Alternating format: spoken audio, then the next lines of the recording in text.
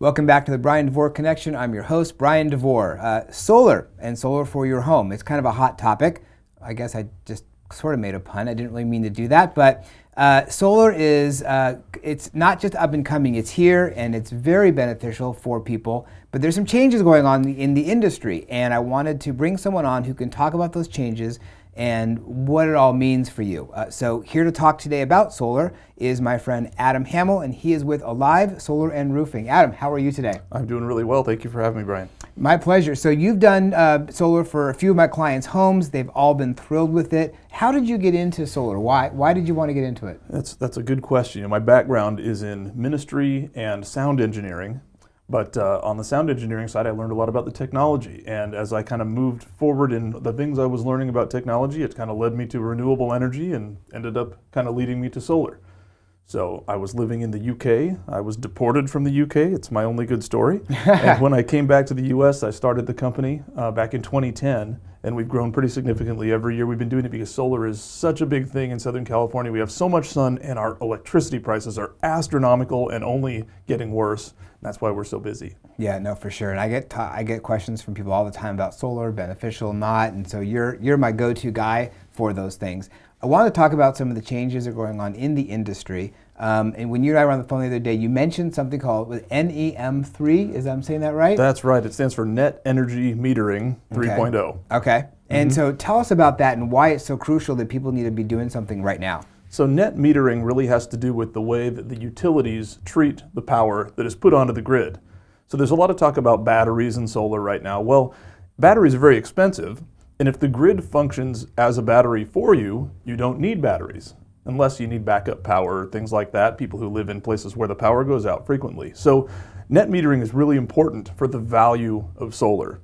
And net metering is changing very significantly, and what's happening is they're taking away most of the credit that they give you for putting solar on the grid as a part of NEM3. NEM3 starts in April, sort of the cutoff date is April 13th. But that doesn't mean you have to be installed by April 13th, it just means people have to have paperwork submitted to the utility by April 13th. And really, to be safe, April 1st, to be grandfathered for 20 years on NEM2. Okay. So NEM2 gives people full retail credit, maybe minus 2 cents, depending on how much power they shift back and forth. Full retail credit based on the time of day that power is used or produced. Okay. NEM3 only gives you basically the wholesale market rate for power. So what we're really looking at is, about 1/4 the value of solar overall. So Wow. the payback on a system right now, we used to tell people 6 or 8 years. Systems are paying for themselves in closer to 4 years. With today's rates, I've actually seen paybacks as short as 2 years. Wow. But under NEM3, that payback period will double. And that sounds bad by itself, but the other side of that coin is not only does the payback period double, but you also have a significant residual electric bill.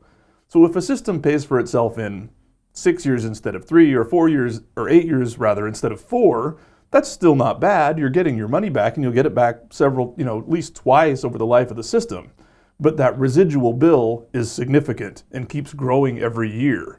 So being grandfathered on NEM2 is a big deal because not only is the payback shorter, but you have very little or almost no residual bill in many cases. Wow. So people need to act right now, and I think people don't even know this is happening. The government is constantly changing the regulations and the rules and so forth, and people aren't aware of what's going on.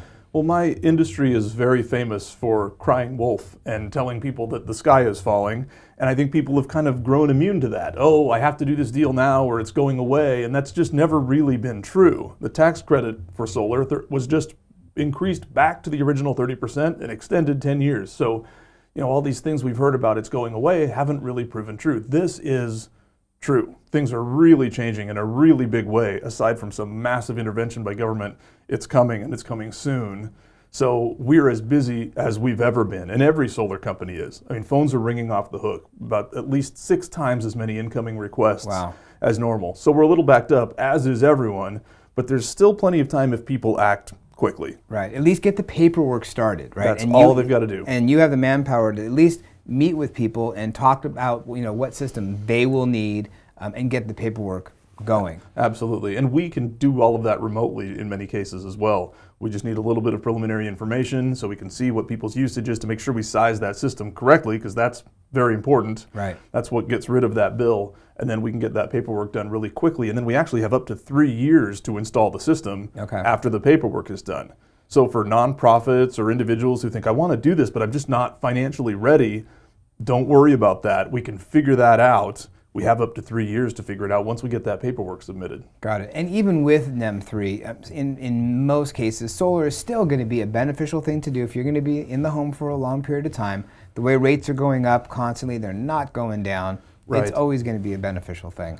Absolutely. And I mean, we will still obviously be selling solar once NEM 3 happens, and people who are watching this after, April, it's still worth it. We'll just be selling batteries with all of those systems. And we're selling a lot of batteries today. I mean, we're selling over 100 batteries a year as it is. So there are a lot of people who want batteries now. NEM 3 isn't as big of a deal for people who would be buying batteries anyway. There are a lot of benefits to batteries. They insulate you from future rate changes. They essentially let you keep that savings no matter what SDG&E tries to do or whatever your utility may be down the line. Got it. Okay. A couple of things I wanted to touch on. Tesla solar. I know that's, it's a buzzword. Talk a little bit about that. Yes. So there's the Tesla product and there's the Tesla company, the installers. We install Tesla products, but we are not Tesla. Tesla installs some of their products in some places, but not all places. But as it turns out, we are currently the only certified installer for Tesla solar roof in Southern California. We install Tesla Powerwall batteries, and they are our preferred battery currently. But Tesla solar roof is not just a solar tile, but it's an entire solar roof system consisting of 130 different SKUs, 130 parts and pieces that requires a lot of specialized training. You really have to be both a solar company and a roofer in order to install it effectively. Tesla is only installing the product in a very small radius around a few of its warehouses, and we are getting the rest. So we're getting, probably 15 requests per day, but it's a beautiful product. It looks spectacular. It adds significant value. It's very modern looking. It only comes in black. It's black, metal, and glass. But it's about twice the price of a new roof and regular solar. So if you need a roof anyway, it's a good option to look at, but it's a premium option with a premium price. Not for everyone, but at the same time, there's been a lot of interest and we're selling quite a few of them. Yeah, I'll bet. Yeah. The other thing I want to talk about is power purchase agreements. And unfortunately, a lot of the work I do is with seniors who are oftentimes taken advantage of, and they're sold solar when they don't even need it. And not only are they sold it, but they're put into purchase agreements that are 20 years, and they're not even gonna be in the home in 20 years. Right. Talk about power purchase agreements and maybe how they work and why they may not be the best thing. You and I feel very similarly about power purchase agreements, and in fact, I really started my company in large part to educate people about the right and the wrong way of doing solar. A lot of the people who call you on the phone or knock on your door or harass you at the hardware store or the warehouse store are trying to sell you a power purchase agreement. They will try to convince you that you don't want to own your system. You want them to own your system so that you don't have to worry about anything. But in reality, you end up paying about 3 times more for them to own your system. Wow. If you were to calculate the cost over the life of the system, even if you've purchased it, financed 100% of the price, you would spend 1/3 as much as you would with a power purchase agreement.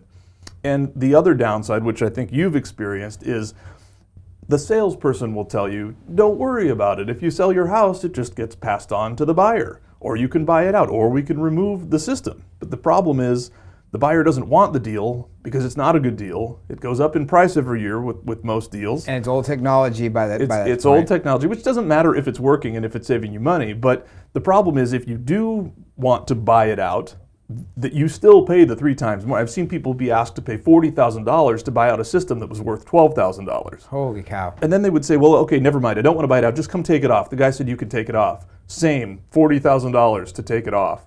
So they don't answer these questions up front. They're all very nebulous in the 120-page agreement. And as you've seen, people kind of end up holding the bag for a raw deal. Right. So, we're all about educating people about what their options are. The only case that really made sense for a power purchase agreement would be a nonprofit who couldn't use tax credits.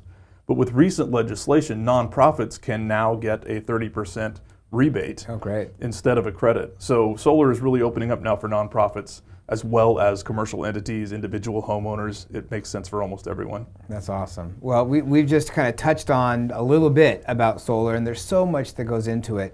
I implore anyone who's watching this video who's even thinking about solar or knows someone who is, before you do anything, please call this man.